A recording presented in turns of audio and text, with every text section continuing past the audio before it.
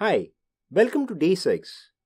You are finally becoming an expert in Tableau with all that you have learned so far. In this video, I'll provide you with a walkthrough for the solution for assignment 5. Let's start with the objectives. Let's connect to the sample superstore data source and then create a map displaying the states against average sales. Let's start with these two. Switching to Tableau, I'm already connected to the sample superstore data and brought in the orders data.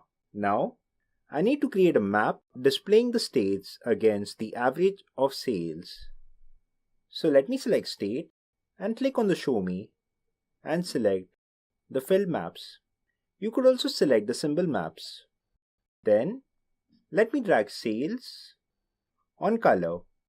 Also, let me change the aggregation to average. So, as we can see from the color legend, Wyoming is the state with the highest average sales. Let's look at the third objective. We need to create a side-by-side bar chart to display average sale and average profit against the subcategories. Let's switch back again to Tableau. Let's bring profit and sales in the view, and let's change the aggregation to average for both. Now, let's drag subcategory in the view. Now, using the show me option, we can select the side-by-side bars.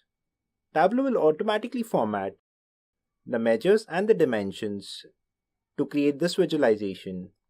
As you can see, we have created the chart. Now, we need to create a dashboard and add a filter action on states. Let's go to dashboard 1. I can see my sheets. Let's drag this in the view. Now, I need to add a filter action. It can be done easily with a shortcut. Alternatively, you could also do this from Dashboard, Actions, and add a filter action.